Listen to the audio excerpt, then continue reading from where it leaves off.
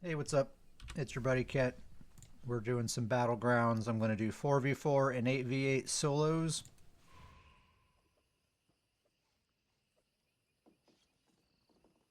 So, playing on a Sorc today using Oak Father on the front bar, Wretched back bar with a bow, Engine Guardian, monster set, and as always, the Stormweaver's Cavort Mythic Pants. So that's the one that makes all of your core combat abilities. So that's dodging, blocking, breaking free, sprinting, all that stuff that normally costs stamina, costs magicka with this mythic here. It also gives you 300 magicka recovery to compensate for that, which is pretty nice. I'm also a Breton, so Bretons get really great magicka sustain. And as a sorcerer, of course, we have this handy ability, Dark Conversion. So we can convert all of our excess stamina back into magicka.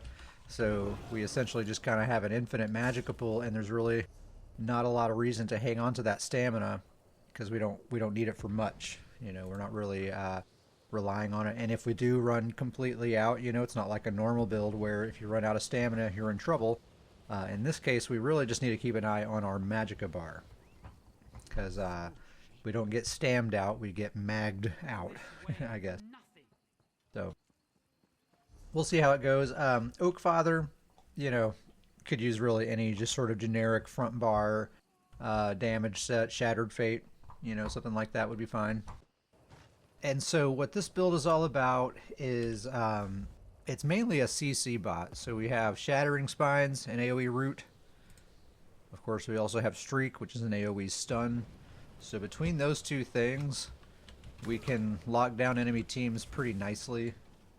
Of course, we have our Fury, Curse, and a spammable. We're using a scribing skill for our spammable. Also, so what's really nice is the Shattering Spines. It has some delayed burst there. It happens after 4 seconds. It's always after a 4-second delay. And Haunting Curse is a 3.5-second delay. Also, remember recently they changed Haunting Curse so that it explodes in an AoE. This is also an AoE. It puts that delayed damage on everyone that it hits. You know, so anybody that's inside this little corridor here, it's going to get that bomb put on them. You put the curse on somebody, which is going to explode and hit everybody that's around that target. Mage's Wrath, the execute damage now is a full AoE as well. So, you know, we got this kind of little mini bomb that we're tossing around every few seconds on top of the constant CC spam. I'm going to check my food. Plenty of time. Couple of night blades in here, so I might end up. Oops. I mean, nope, didn't mean to push that button. Might have to use some detect pots. We'll see. Otherwise, I'll stick to the crit pots. I often don't need the detect pots because with the streak and all the AoE and everything that I have on this build, can usually handle night blades pretty well. But we do have those detect pots if we really need them.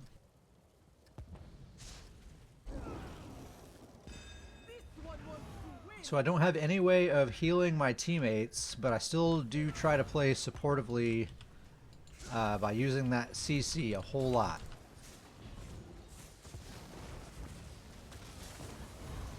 Okay, teammate's already dead.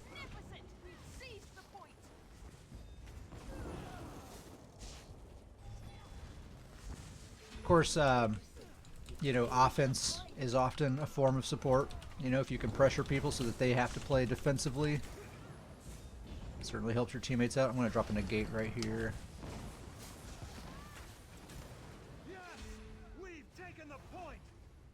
Yeah, and remember, it's my magicka bar I got to keep an eye on for roll dodges and stuff. So if you see my stamina bar get low, it's really no big deal. It's my magicka bar that's important because of that Stormweaver mythic. Pretty squishy, so I want to make sure I always have good positioning. I'm not in any crossfire or anything like that. Some Tarnished Nightmare. Update 44. Crazy.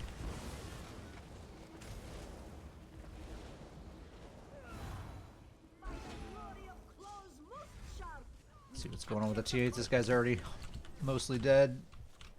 Oh, I ran into the environment. Oh, it's not looking good for red team here.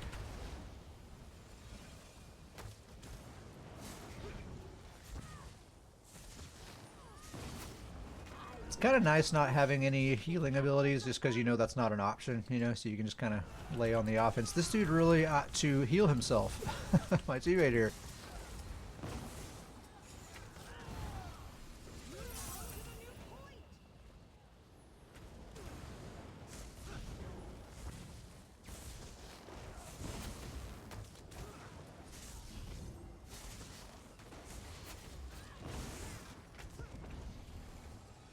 Yeah, so the constant alternating roots and stuns, it really messes with people that don't understand that there is a soft CC system and a hard CC system.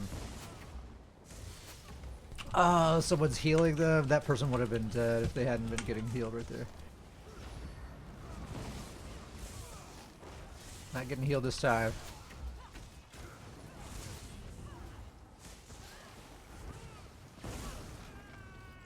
Nicely done. You know, this isn't the biggest like damage build, but with all the CC and stuff, you really wear through people's resources really quickly. Not that the damage is terrible; it's pretty decent damage, but it's not necessarily a build. Like, I wouldn't want to be seeking out a lot of 1v1s on this build. You know, it really is made for a team effort. Although, in this lobby here, you know, I can take some 1v1s, no big deal. As long as my armor buff is active. This guy should really consider slotting a heal. I think it would benefit his build greatly if he could just fill that health bar up when he takes a little damage. Wouldn't be a bad idea. Vigor would be a good start. Some kind of burst heal.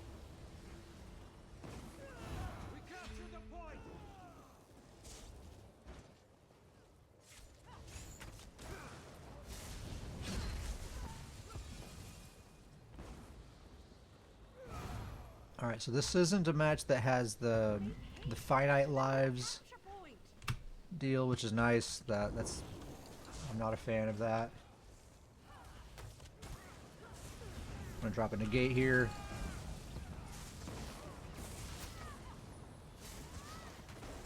Hey, that was a good soul tether on his part. Defensive soul tether. It only prolonged the inevitable, though.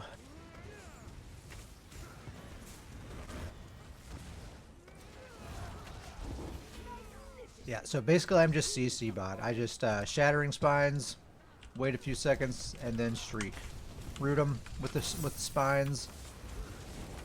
Ooh, right now I'm just not dying.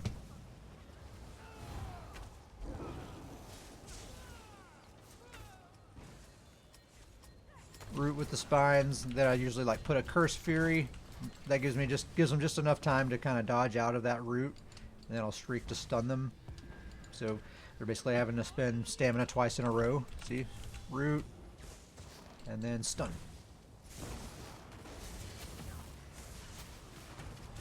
And then their root immunity is up by then, so you can put another root on them. She's not really trying to move, but that's fine. But you just keep draining them like that, because your roots and stuns are on different cooldowns, so you keep alternating them that way.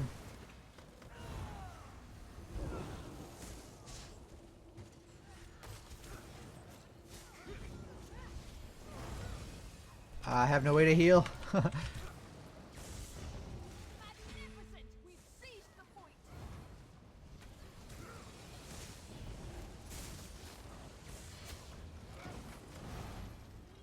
I really want to heal my teammate, but I can't.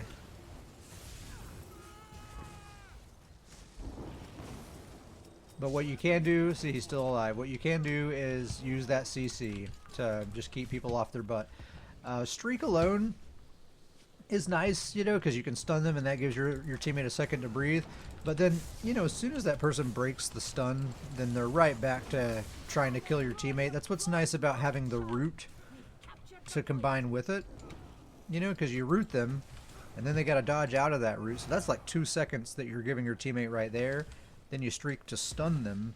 They got to break out of that stun. That's like, you know, another 2-3 seconds, you know, that's going to take. So, you know, you're really giving your teammate like 4, 5, 6 seconds to get out of that bad situation whenever you're combining roots and stuns versus just a stun. It's basically 2 seconds and that's it.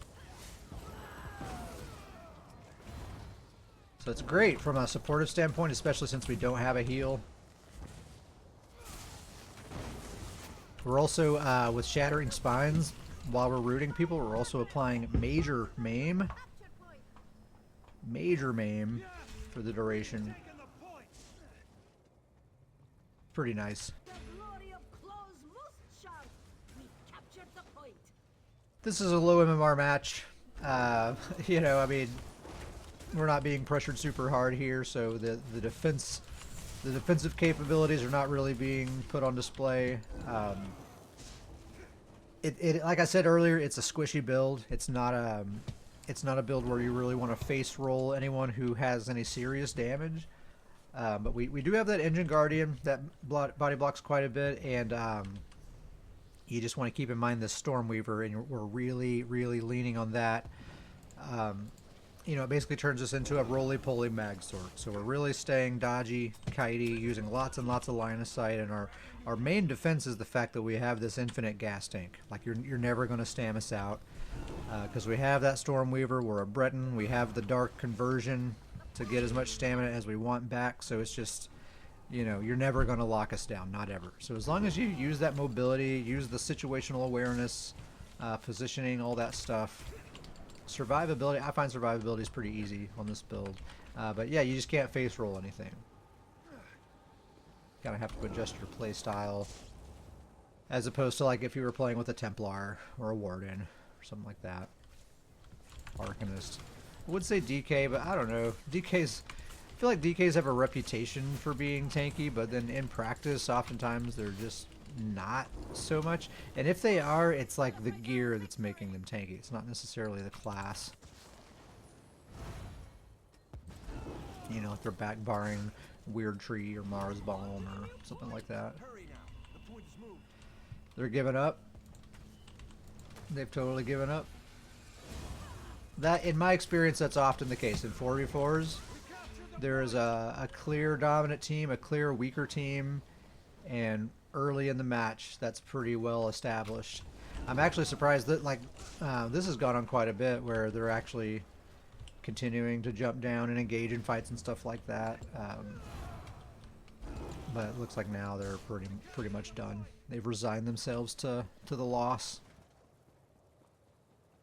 You know, with the two-team system, I really like the 8v8s. I feel like there's a lot of fun to be had. Even if you're on the losing team, there's enough chaos going on there that it's fine. You know, a decent player can usually have a good time regardless. It's these 4v4s, you know, there's nowhere to hide. You only have 3 other teammates. If the other team is dominant, your back's just against the wall the whole time, and there's really not a lot to be done about it. Yeah, I don't... Honestly, I feel like there should not be a solo 4v4 queue. Very imbalanced match here. Look at that. Both objective-wise and deathmatch-wise. Yeah, but like I said, you know, it's often the case in 4v4s. Even like, you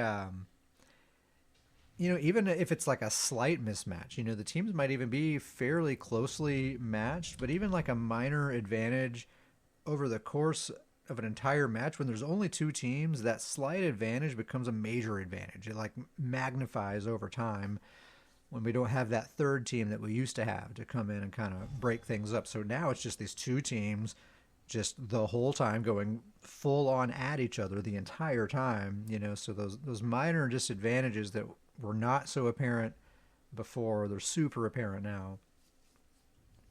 Anyway, that's the Sorc. Again, that was Oakfather front bar, Wretched back bar, Engine Guardian, Stormweaver's Cavort. I also have the one trainee heavy chest piece. Anyway, see you next time. Bye.